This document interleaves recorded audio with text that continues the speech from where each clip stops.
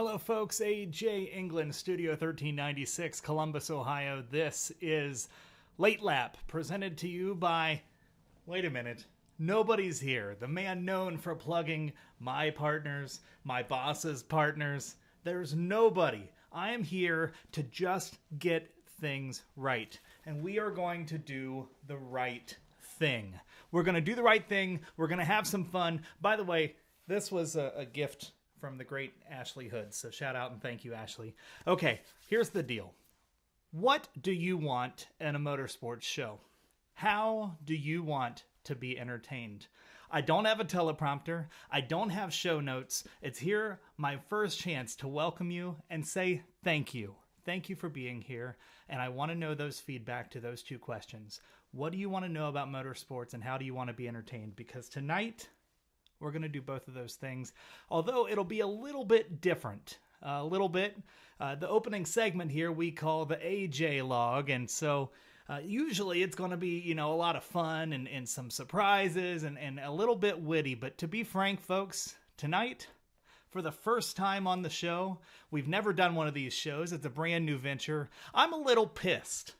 Tonight we had a great motorsport stock car veteran in Mike Wallace. Of course, you know the Wallaces. There was Rusty and Kenny and Mike and Steven and Chrissy. And it's one of NASCAR's most significant families. And Mike was going to join us. He was courteous enough to say, hey, I want to go on and I want to honor my wife, Carla, who had passed about a year ago. He wanted to come out of kind of a semi-retirement and talk about the 2025 Daytona 500. He wanted to celebrate an opportunity for his first and maybe his last chance to drive in a next-gen car.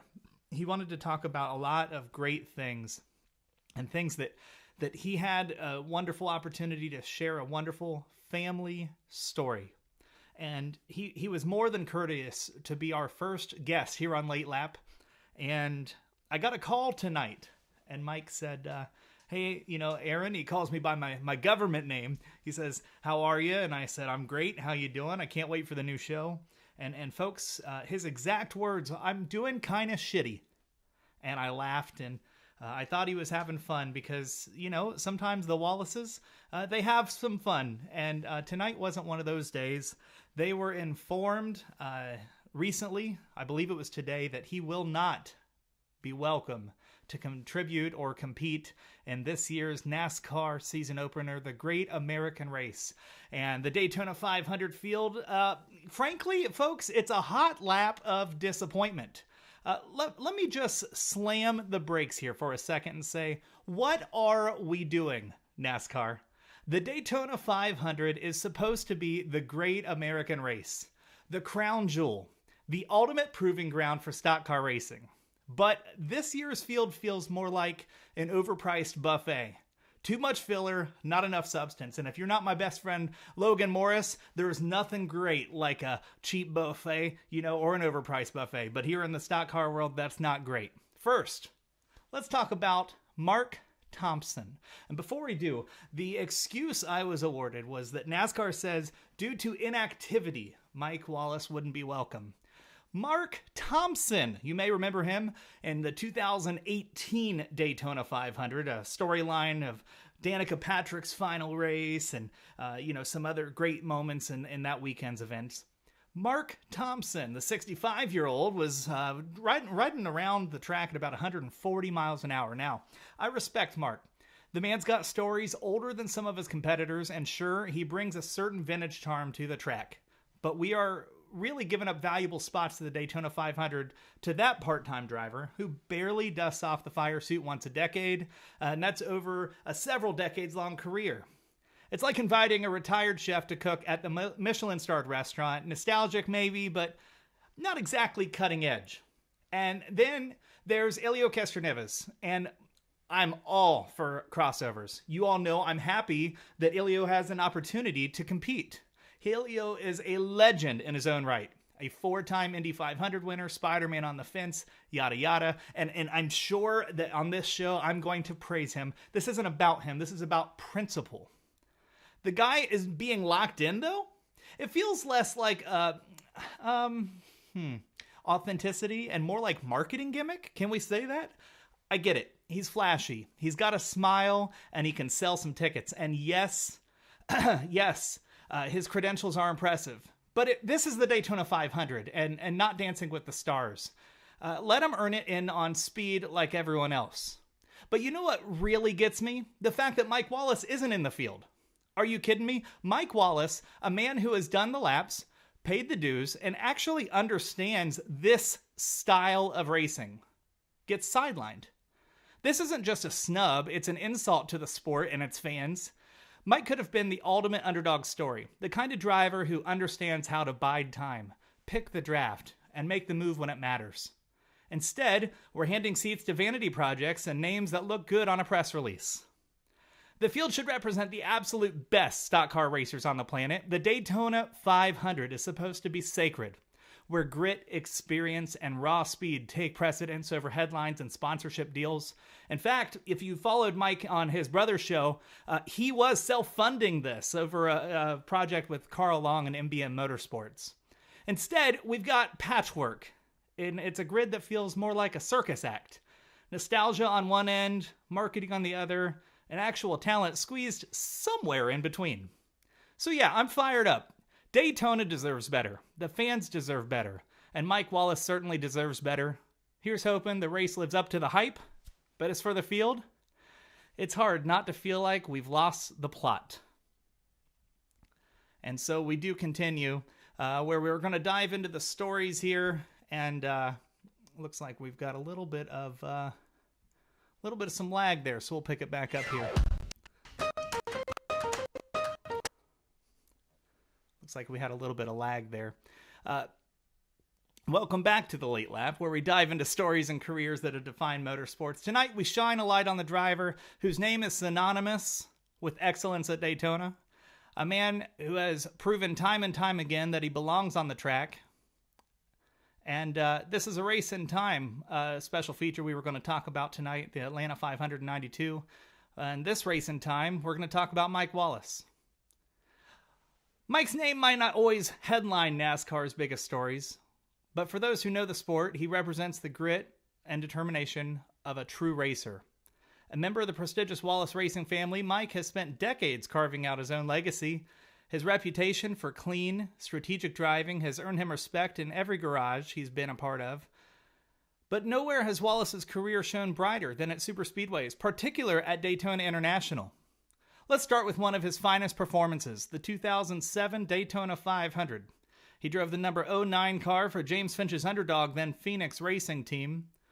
Wallace delivered a jaw-dropping performance in a race filled with chaos and drama.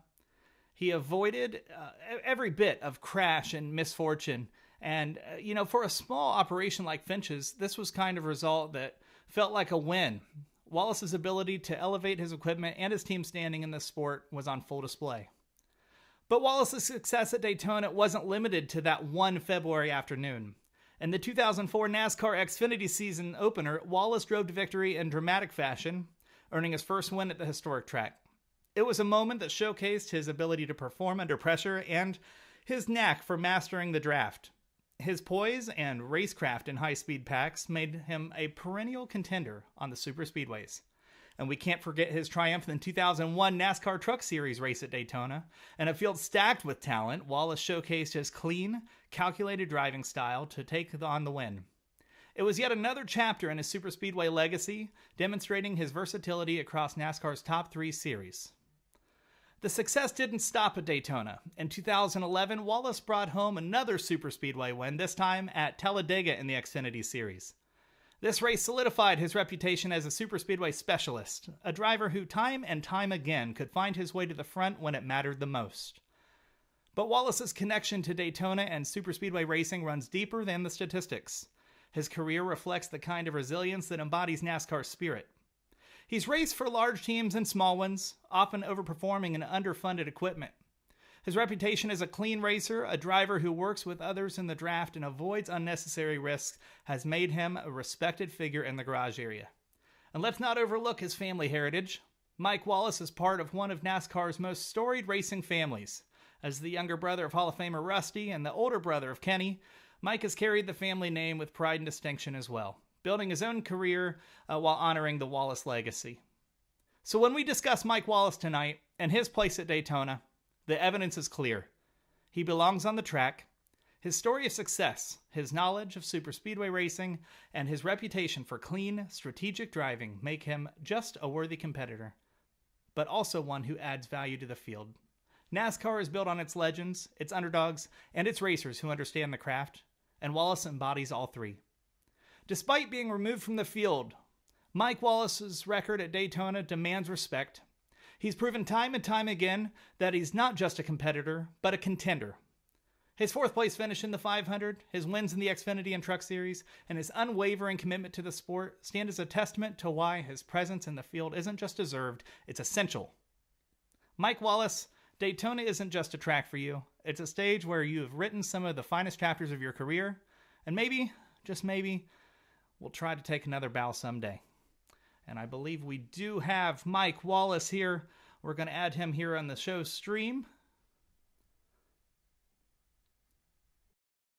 Mike Wallace, how are you, my friend? I'm good, my friend. How are you doing? Well, I'm really worked up. You know, we talked on the phone about an hour ago, and I asked your grace, and you said, yeah, tell the world I don't care, and it is on fire. So the world is as pissed as you probably are, and thank you for joining us. Here's your platform. Tell everybody what happened. Well, to be honest with you, I'm still awed by what happened. We thought we were going to run the Daytona 500 again. All indications were, starting back at December 26th, that I had talked to the president of NASCAR just to say, hey, I got this opportunity. It fell out of the sky at me to come to Daytona. Will NASCAR open with open arms? And he goes, sure, I'll see you down here in Daytona. So I'm thinking we're good, and we go and we get seat fitted for Carl Long's MBM Motorsports. Order new safety equipment, new helmets, all this stuff, and only today at 4 o'clock, I get a phone call from Elton Sawyer, and I think what Elton's title commitment is competition director or something like that. And he's real pleasant at first, real like I'm thinking, okay, everything's great. And he goes, I just want to let you know you're not approved to run Daytona. And matter of fact, for that goes, you're not approved to run any other series. You can't run the Truck Series or the Xfinity Series in 2025. You have to go through our procedure to get reapproved, and possibly you can in 2026 try again. So you go, well, what's that mean? And my startalization is that I spoke to the president of NASCAR even up to last Thursday via live phone call. Said I was all good, everything was fine, and the only reason I was even concerned about it is one of Chad Little, an official within NASCAR, is telling my team, hey, you guys don't need to get too excited. Mike's not even approved to run Daytona. Like I said, that's wrong. I'll handle it. And lo and behold, they made an opinion that because I hadn't raced competitively for the last 4 years, even though I've been out testing and doing other things, haven't run a NASCAR speedway, that I wasn't qualified to race the new car. So with that, there are other drivers that, with respect, if you'll use the word underdog in your story, that have been given grace. You could use names such as Mark Thompson, such as Derek Cope, potentially even Danica Patrick in her final appearance in 2018, and some other big names and small names alike. Why is this not consistent? Let's say, okay, Mike Wallace, you're not welcome in this race. Why the inconsistency? Well, I wish I knew. I have no idea. It catches me totally off guard. I wasn't prepared for it in any way. I thought we did everything proper. Then I asked a simple question, and I want to make a disclaimer first. I'm highly impressed by this gentleman. He's won 4 Indianapolis 500s. He's a legend, Elio Castroneves, which, like, I was going to send Elio a note joking with him that, oh, hey, I'm running the 500, so you want to come join me, huh? So NASCAR has graced him with never being in a Cup car before, that he's got a guaranteed starting spot in the Daytona 500. And up until this happened to me, I thought, oh, that's cool. Elio, they got whatever. But talking about inconsistency, uh, they described him today to me when I asked the question. He's a world-class driver. So I guess I'm not. I guess they are. And man, I'm gonna tell you what, it just hurts. It really hurts bad because I give many 25 years of my life to being and wanting to be part of NASCAR. And if there was some different procedure that I wasn't aware of, I wish they would have just made me aware of it. That way I could have did all the proper things. I'm very appreciative of my brother Kenny, who's got a big social platform. He got the word out there. I have been doing interviews. I did, Good Morning Orlando, which is like Good Morning America, but down in Florida. They've heard all this stuff. They heard everything. I mean, NASCAR media knows what's going on. And then all the way up till, again, as I mentioned, last Thursday, the president of NASCAR tells me we're all good. We're all good to go. Actually, I offered my services up because of my age to help promote the Daytona 500. And he says, I'll have my media people get in touch with you. Even named a person's name. So you got to help me. I don't get it. I really don't. We've always said we keep learning new things every day. And this one really strikes a striking hard blow to me. Just because there's been a lot of expenditure out of my pocket, the team's pocket, and I feel really bad for MBM Motorsports. With your experience of what it takes to go racing, just getting prepped and getting ready and spending funds, and here is a small team that doesn't have any sponsorship. I was a twofold deal in this deal. I was being the driver, and I guaranteed the funding for the program because I had people that are willing to support me. So it was a simple deal.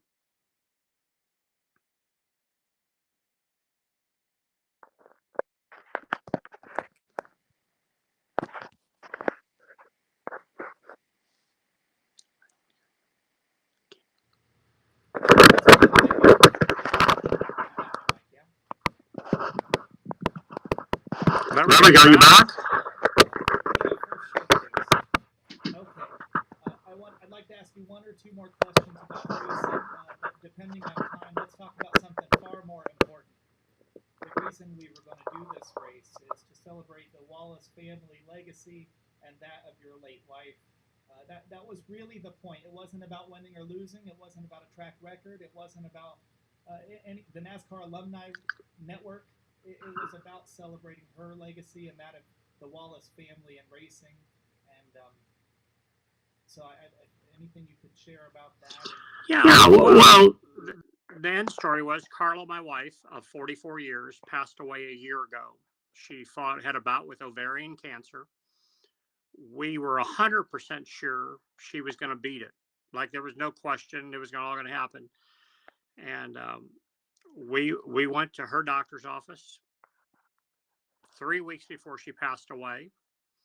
Doctor told her she was great. She looked like a rock star. All her numbers were good. Go live life. And 3 weeks later, she's gone. And that's really hard. I mean, I watched her go through it. Our kids watched her through the challenge she went through, and everybody's heard cancer is a vicious, horrible disease. But it heartfelt to our family. And then she was everything to everybody. She was mom, she was wife, she was the grandma, and she was our grandkids are just growing up, and they were so tight, so close. It was just incredible. And at the same time, not at the same time, I don't know why I said it that way. As a year has passed, we think about her every day, but this opportunity to go to Daytona brought up a new way to honor her. I had planned a big tribute on the car in memory of my wife. And I think that probably is what hurts just as bad as I'll never be able to do that. We thought we were in great shape, was going to do it. And that opportunity has been taken away. But on a positive note, the Wallace families had incredible opportunity in NASCAR racing. Uh, Brother Rusty's, is a Hall of Famer, won a championship, one of NASCAR's 50th greatest drivers. Brother Kenny and I won about the same amount of races. I don't know, a dozen or so or better, but we were good for the sport. We talked good. We rattled on. Went along with it. We might have threw a controversy or two over the years in there, but that's what we needed to do. And now it's all different, just because of what happened today. But up to this point, at 3:59 today, dude, I was smoking, having a great time. I mean, smoking fun. Doug Yates and I had been talking. Doug is, the owner or president of Roush Yates Engines. He assured me we were going to have an engine on par with Joey Logano, which he's the champion, so he gets the best engine out of the shop there. And it was all going to be fun. The family was going to show up. We were all going to take that picture. It might have been that final picture on pit road at Daytona, but it's all for naught now. When you look back at your most recent race, do you feel that you have the opportunity at any point in your career to celebrate your final race? Uh, in my last race, no, the last race I ever run, no, because I didn't think it was going to be my last race. I think that is one of the biggest problems we as racers have, is we never think it's going to be over. You always think there's another race, another win, another something. I remember telling guys that were winning a lot, Jeff Burton, for example. I remember telling him one time, man, you need to have more fun in victory lane. It's getting too ho hum for you. You're not realizing this. This literally might be the last time. And if I may compliment your former employment, John Force, dude, that guy is so much fun at every race that I've ever in my life literally seen him win.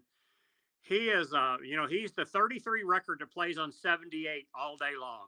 And it makes you feel good as a fan of the sport to be in the presence of television, watching it come off. And the people that are live, my God, how could you not leave there with a smile on your face? Hell, he blows up and he's happy. Yeah, yeah. For folks that aren't aware, John Force, he changed my life forever. So you're certainly right about the entertainment value he brings to the racetrack. I love him. Let's see here. Going back to sentiment, how can you, your family, if I don't know if you or your brothers have corporate partners right now, how can you continue to celebrate the legacy of your wife? Well, I think that's just between my family, my kids and I. We just will never forget. One of the things we have done, Doug Herbert, who used to be an NHR drag racer, runs the brakes driving school. We created a foundation within brakes that is totally donated money. It has to drive off of that. That Carlos Foundation will take the driving school to underprivileged areas throughout the country. There's 6 schools lined up for 2025. Did 4 last year, and underprivileged, underserved, however you like to say it. Carla was a fan of the driving class. She was fans of Doug's, and that's just the start. I don't know. We'll continue. The one thing I promised my kids and the people that know me that we'll never forget. We do have to proceed, go on in life, smile. We talked about it over the holidays. Is that we're going to have to be okay with smiling. We're going to have to be okay with laughing, and but we'll always remember Mom. We'll always remember Grandma. We'll always remember Carla, my wife, and we'll do that for the rest of our life. Is there a way to symbolize it that the world knows? I don't know. That was one thing that the Daytona 500 was going to do. I was going to be able to say one more time how great she was to the world.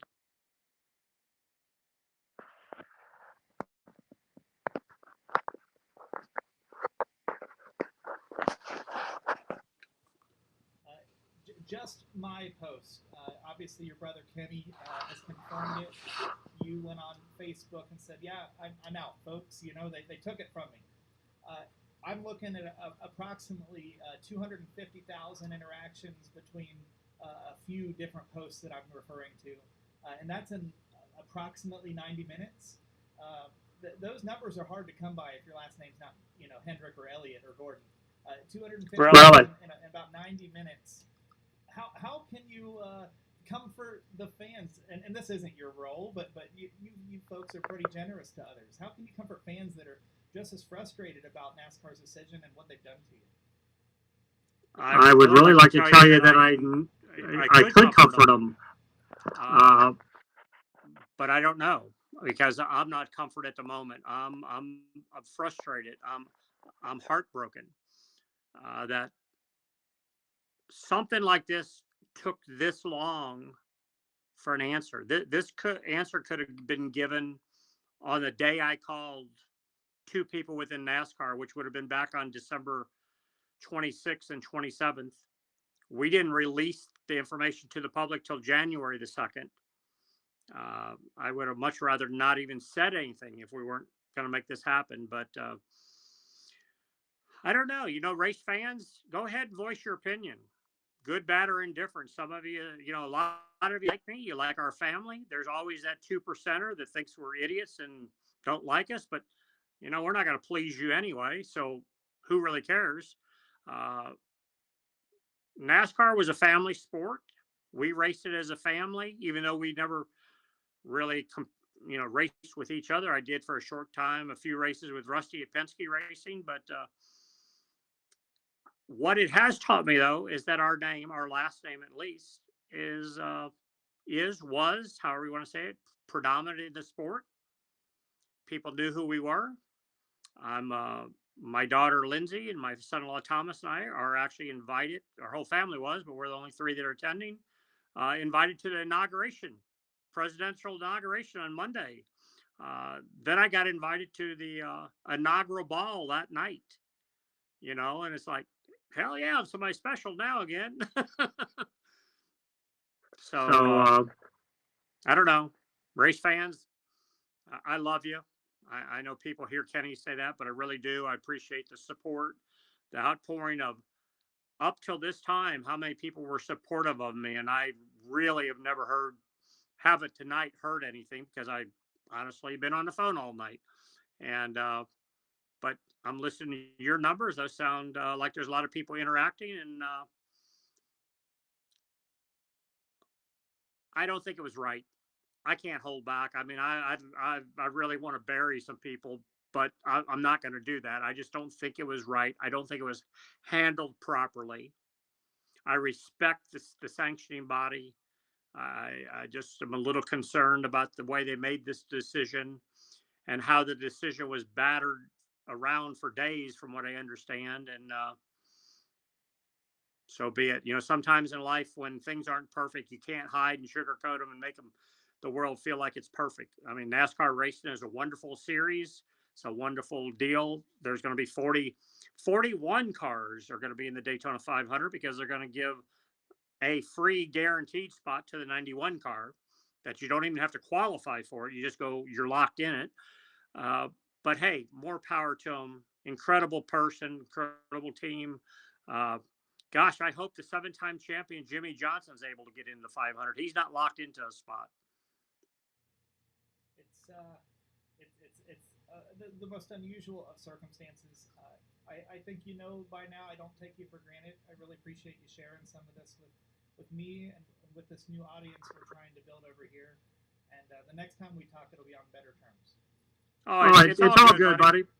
We're going to have a nice time, AJ, and just live on, but frustrated at the moment. That's right. Mike Wallace here tonight. Thank you, Mike. Thank you.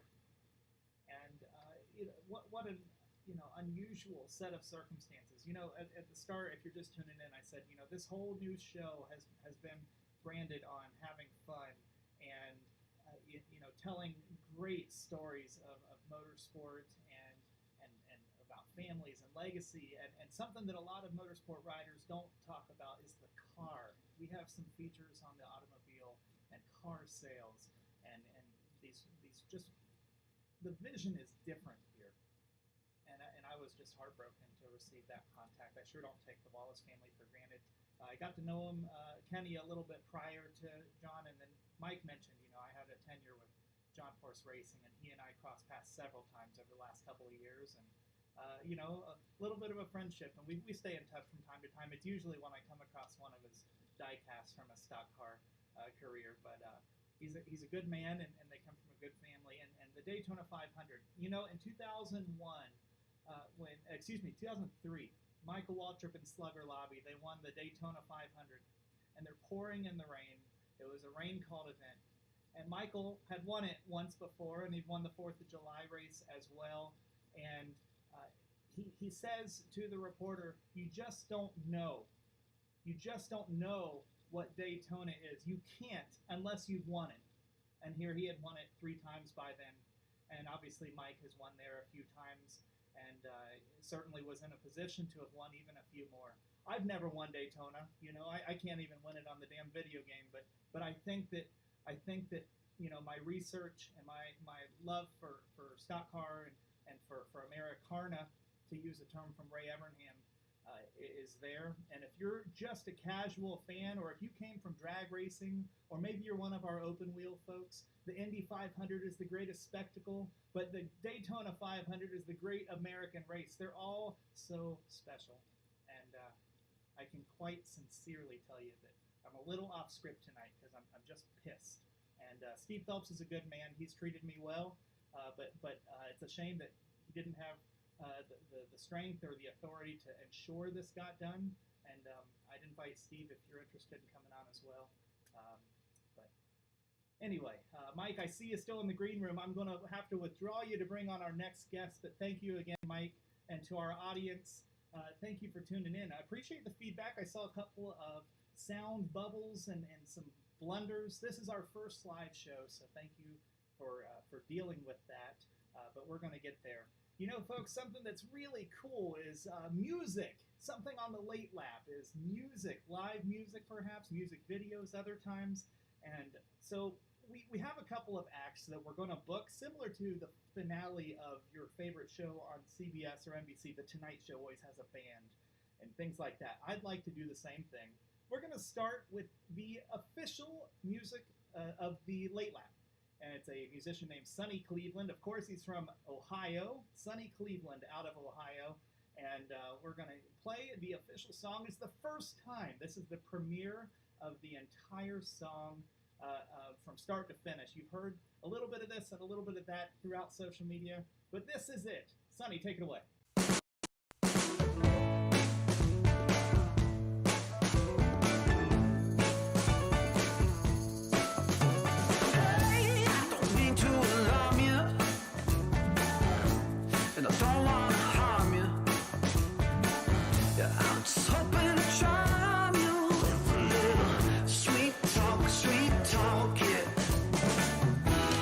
If you're missing, you know I'll be there.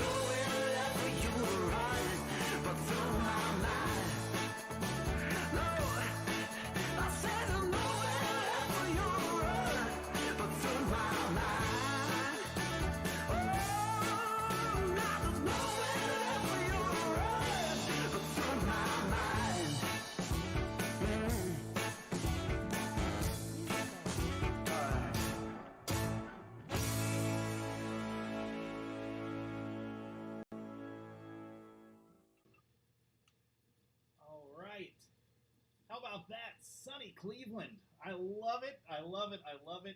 Not many motorsport media have their own licensed official theme song. And yeah, I can be a little bit full of myself, but goodness, that was just bitchin'. I think that's just so cool. And I'm really, really glad to see it. Okay, in the world of racing, I pride myself in a lot of this and a lot of that. I do not have a favorite form of motorsport. I was a little partial to drag racing when it was my full-time job. You can't blame me. But NASCAR is where I started, and tonight is nearly all NASCAR. There's a young lady out of Central Ohio that I identified online years ago, and I told folks, I said, she is going to make it. And I told her that when she was just a young college student, and boy, oh boy, has she made it. This is, of course, the young Taylor Kitchen, and, becoming one of the biggest influencers and motorsport media personalities in all of stock car racing. And she's here to talk about Mike Wallace and the Daytona 500. Taylor, how are you? Good, how are you? Well, like I said earlier, I'm a little pissed, but I'm glad to have you here, and we got to jump right into it. What immediately were your thoughts? We talked just briefly this evening. Mike Wallace, a true veteran racer, and just denied his opportunity in Daytona. Was it justified? You're usually more neutral on your analysis of things, or was it not fair? A little bit of both. Part of me understands NASCAR's concerns of him not having raced on an intermediate or a super speedway in about 15 years. And that could pose as a danger to not only him, but his competitors. So I see that side of things. What I wish would have happened, though, is that this was communicated well ahead of time, as Mike mentioned in his interview he did with you. I get the disappointment. It's frustrating. He was on board to be a sponsor. NBM is in a really tough spot because of it. So there's frustration on both sides. And overall, I dwindle it down to an awful break in communication from NASCAR to Mike. But I feel for him. I know how much this meant to him, and hopefully he'll get his chance at some point in the next few years. But yeah, I understand NASCAR's side. I understand Mike's side. It's just unfortunate. Uh, I think that Elio is getting a little bit of some favoritism. And if you followed my career, I have only bragged about how great Elio is. But I do think he's been given kind of a silver platter to say, hey, make us a few dollars in ad revenue and go have fun. Do you think Mike's legacy and experience should have demanded the same? Or maybe it's only Elio's on-track accomplishments that have warranted that? It really comes down to NASCAR's definition of what is a world-class driver. Is it somebody who's competed all around the world, somebody who's competed at the highest levels around the world? Because if that's the case, then that would be Elio, right? If it's not the case and it's just a world-class driver that's proven themselves on the NASCAR stage and beyond, then Mike would be included in that. He's put in his time, he's put in the effort. So it really does go down to that distinction. And I think as NASCAR just changed the rules book to include some, in my opinion, some pretty good updates, maybe they're going to have to start specifying some things too. That's how it always happens within the NASCAR rule book is the rules bend or break or something happens where you're like, ooh, maybe that needs to be clarified, such as the 100% rule or things like that NASCAR has really cracked down on in their newest updates. But yeah, I would say, it's unfortunate that Mike wasn't given the same treatment. But I also understand from the point of Elio Castroneves, 4-time Indy 500 champ, world-class driver. I mean, I get NASCAR's point of view is they're saying, hey, you're going to bring us in some ad revenue. Eyes are going to be watching you. Same thing with the short tracks do with their short track provisionals. Dale Jr., for instance, did not qualify into the race at Florence, but he made the event on a provisional, and everyone left as soon as his car was off the track. Everyone was there for him. It helped the short track. It helped viewership for Flow, of course. So there's pros and cons to this all, but I hate how this all worked out for Mike. It was such a last minute thing. Again, I wish it was communicated sooner. And again, hopefully he gets another shot at it. Just an awful situation altogether. I think it's important that, and Mike hinted at it, that Mike did not have his place in the race taken by Elio Castroneves. The frustration is that there's one driver that got an exception and one that did not. In your opinion, has NASCAR done a good job of balancing the sport's veterans while maintaining competitor integrity? I think so. I think when NASCAR has brought in like SVG, for instance, And he's brought in, the NASCAR's brought in other professionals at that level. They've made an effort to highlight them with their success or their downfall. And same with the drivers that have maybe been in NASCAR for a while, but maybe haven't found the quite same success on the national level. So I do think they've made an effort to balance the drivers that are new and older, that have put in their time, not only into just motorsports in general, but into NASCAR as well. It's a tricky balance as NASCAR is looking to expand their audience, not only within the United States, but internationally. And that ultimately does sometimes mean a shift of focus for them. So it's a tricky balance. I don't envy the sanctioning body. There's a lot of crap that we give them, rightfully so sometimes, right? But also, like, if I was in their shoes, I would drop the ball 5 million times over. So I don't envy the position they're in. I think they're doing the best they can, but ultimately in this new era that we're in with NASCAR, where we are seeing more international drivers take their turn, seeing the success of SVG, I think you're going to have to start really, figuring out where the line is. Is there favoritism? Are we going to favor some drivers over another? And ultimately, I hope the case is no. But you're going to try to have to find that balance and rework that balance, because it's not the same as it was 5-10 years ago.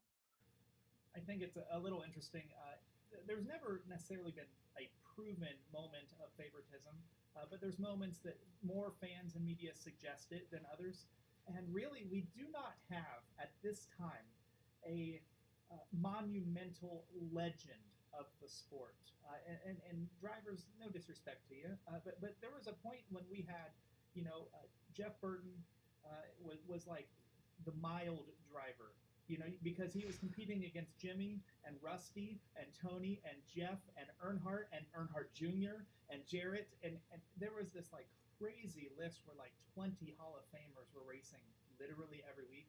And now you have Kyle Busch and Joey Logano, who are absolute chew-ins, but then others where it's like they're badass, entertaining young drivers, but what else are they?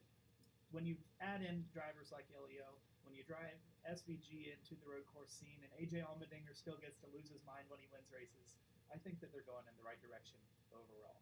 Let's talk about just the race. We've got just a few weeks here. What drivers or teams are now standing out as your favorites entering the Great American Race? You look at drivers like Kyle Busch and Ryan Blaney, in my eyes. The past few years, everyone said, oh, it's going to be one of those two. And then when it comes down to it, over time, they're both taken out, or just something crazy happens, right? For Kyle, he's done excellent in RCR equipment during the summer Daytona race, the Coke Zero Sugar 400, and he's gotten pretty close to winning that. He's done really well on their equipment at super speedways and has proven that he could potentially get that win. And I think he needs a comeback year. Why not start it off with the Daytona 500? For Ryan Blaney, he's always there at the end and then is in a horrific wreck in the green-white checker. So hopefully for him, he's able to close out the race this year on a positive and maybe get that win. So I'm looking at RCR and Penske for this. I do think this could be a Chevy heavy year, or even just a really good run at the Daytona 500 for Chevy. But it's always kind of the proving ground of what work did you do over the off season? Or there's some adjustments that we made. What did we learn from last year that we can apply to this year? So it's really just kind of leveling of the playing field, seeing where everyone stands and where we go from there. But for me, two drivers I'm looking at: Kyle Busch, Ryan Blaney. Of course, both are champions of the sport, neither with that first crown jewel. One of my favorite things about auto racing is the auto. I'm going to really shove it down some of the watchers' throats here as the coming weeks and episodes. Do you find that the OEMs are going to continue this era and this evolution of, a line of Chevys and a line of Toyotas and a line of Fords? Or do you think there's any break in sight in the upcoming speedway races? I don't really know. I think when you look at the newest additions to the rule book and the OEM manipulation of rules or outcomes of races or championships, you have to start looking, are the OEMs going to change their strategy? Are they going to be more careful about who do we pair together? Do we have a Chevy strong race? Is that going to be looked at as manipulating a race or an outcome or something like that? So part of me thinks maybe the OEMs will be a bit more cautious this year. Part of me really thinks they will at the 500, maybe play it safe. Maybe we'll see some break-in strategies. Maybe we'll see maybe we'll see more team alliances as opposed to manufacturer alliances. So again, guess and check type of year. I think the OEMs have to tread cautiously, but you never know. Just hear me out just once. If Mike Hearing you out. If Mike had made the race wouldn't it have been really cool for the young or the really old fans to have said, is that Bubba Wallace's dad? I can imagine that. I can already see the comments on social media right now. Are they related? Huh? Yeah. Final question, and it's just nothing shy of a plug. Let everybody know if they're not familiar with you, where they can find you, what you do, and anything you want to say. Well, of course, if you don't know me, my name's Taylor Kitchen. I talk about NASCAR literally all the time with my platform, ATYL Media or Above the Yellow Line. You might also know me from my work with Racing America, maybe sometimes on Sirius XM NASCAR Radio, but I'm everywhere talking about racing all the time on those platforms. So just give us a follow, ATYL Media, Above the Yellow Line, or @_Kitchen_ a lot of social media platforms, or just go to AboveTheYellowLine.com to learn more about me and everything I do. But I appreciate you having me on, AJ. Yeah, we briefly talked yesterday about let's have you on sometime, and I meant it. I didn't know I would text you a day later and say, hey, come on. You know, I appreciate Thank you so much, Taylor. Good night. Good night. That was Taylor Kitchen, truly one of the true best both influencers, media members, and she didn't even share, you know, she's worked in the world of public relations and communications and marketing in the world of stock car racing, really wears a lot of hats, has a hell of a lot of success and a hell of a lot of potential, and you're going to be watching her content for a long time. So I believe that's the first time I've had the chance to really work with her over the internet. So that's great. I do see everybody's comments. First of all, a little bit of some audio fumbles. We kind of look like Ohio State football there for a minute. I see Not Bland, that's Dugenet. My boy Darren Williams Jr. is here. Dave W. is here. Let's see, who else do we have? Larry Turner, the Turner man is here. I really appreciate everybody and for tuning in. And it looks like, you know, we've waxed and waned. How's that for a term from, you know, the 1930s? Okay, we're having a little bit of fun. And I want to talk a little bit of racing history. We're going to stick with the stock car field. We're going to talk about one of the most significant races of all time, the 1992 Hooters 500 at Atlanta.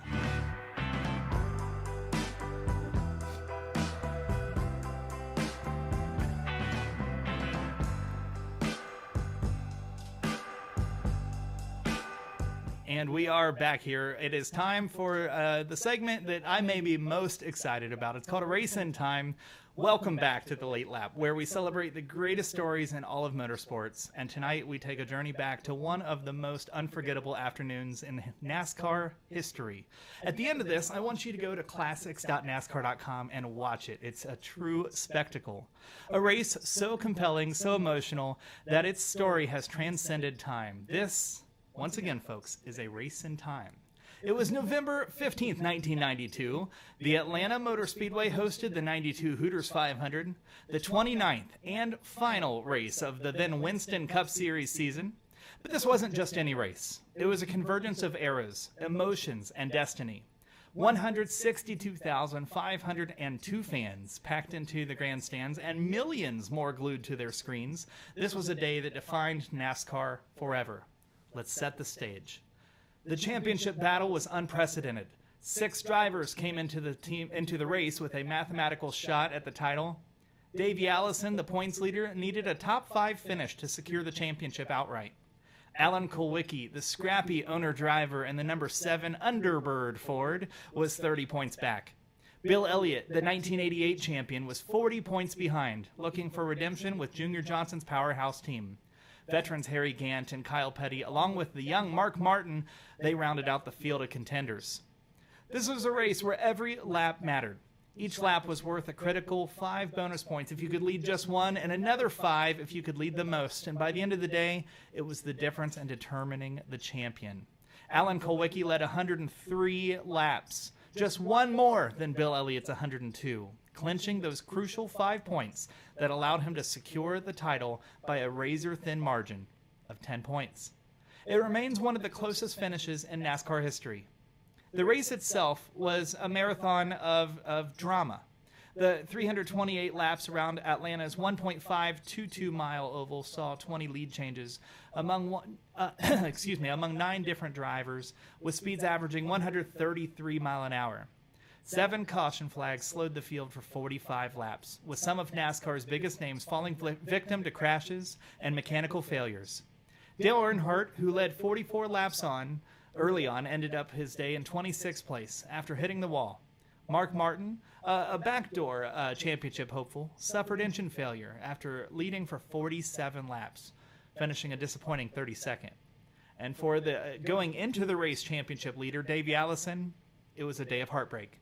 Running in the top 5 and poised to claim the title, his number 28 Ford collided with Ernie Irvin's car on lap 254, leaving him with steering damage and ending his championship hopes. He finished 27th, 43 laps down. In the end, it came down to Kulwicki and Bill Elliott.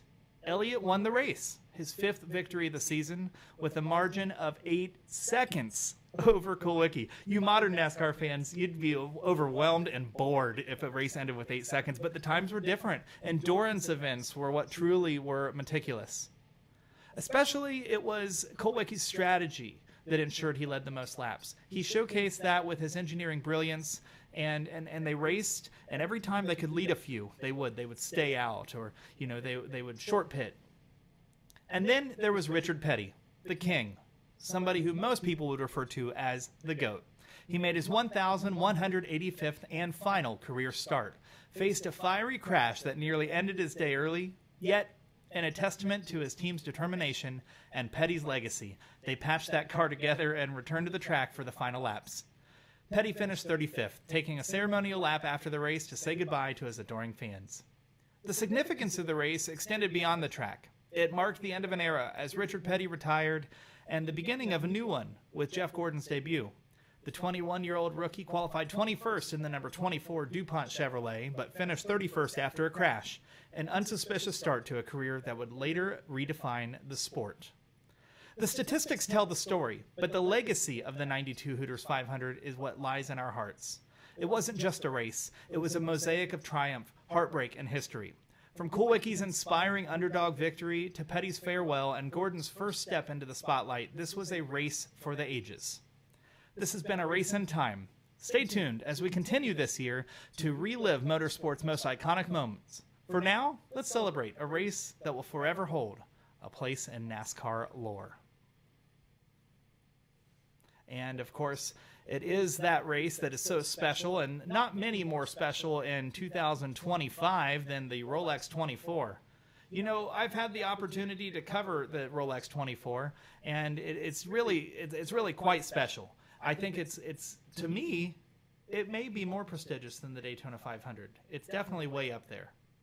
The Rolex is going to start next weekend, and I know that many of you love that race, and many of you don't. But I'm going to give you a little bit of an opportunity to enjoy a preview here. So the Rolex 24 at Daytona, the deafening roar of the engines becomes a soundtrack of the gods, and the Daytona International Speedway transforms into a gladiatorial arena for drivers, manufacturers, and egos alike. What other event offers such a smorgasbord of automotive magnificence? It's like the Olympics, except instead of track stars, we get race cars, and instead of medals, there are Rolex watches that are so fancy they could double as tiny Swiss real estate investments.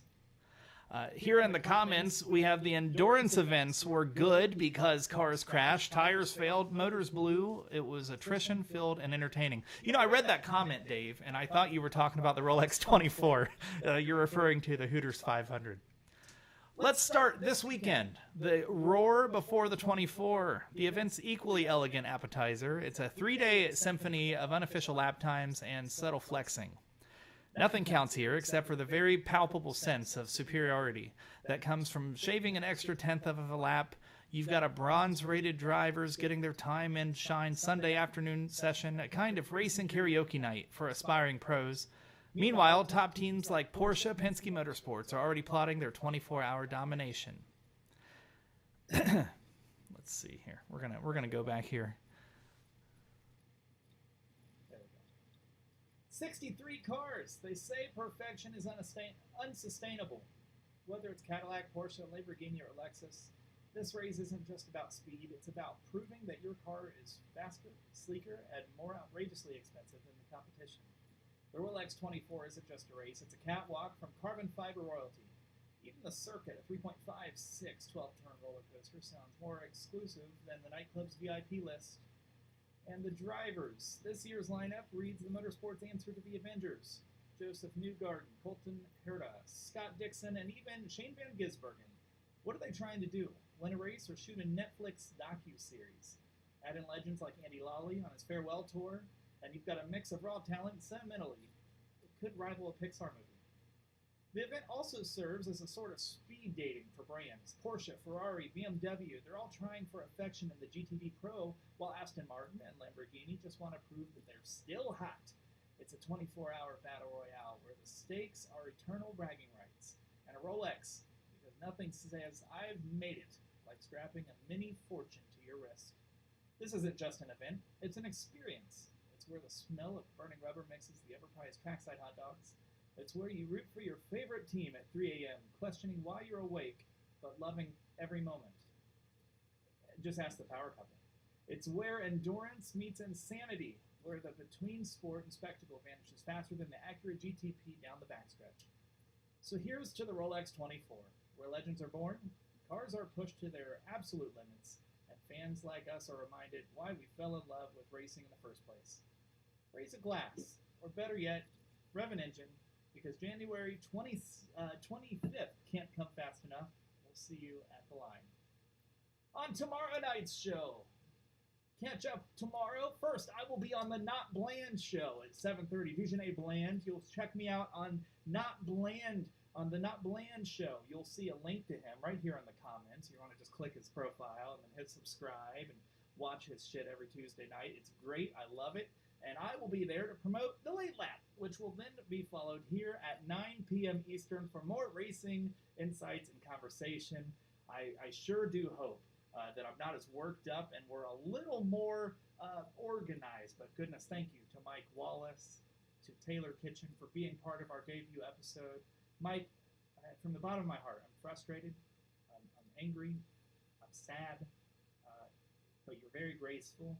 You hopefully found some therapeutic emotion out of sharing it with an audience, and for coming over to our program as the first people you've spoken to. And I know tomorrow morning you'll be on the Kenny Wallace show, which, you know, not much better than Kenny Wallace.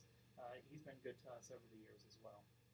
So a huge thank you to everybody that's there in the comments, everybody that's hit subscribe, to the thousands of people who have interacted with our promos, who have given me feedback, some good, some not good.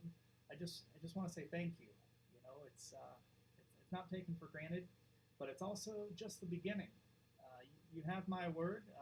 This is here to stay, and it's my vision that motorsports media is something that combines innovation with entertainment, and I think we're starting to do that here. So I want to share finally something from the book of Acts. It is my favorite and most significant Bible verse. I'm unapologetically a Christian. There's one God, and that's really all that matters. The racing is kind of magoo in the grand scheme of things.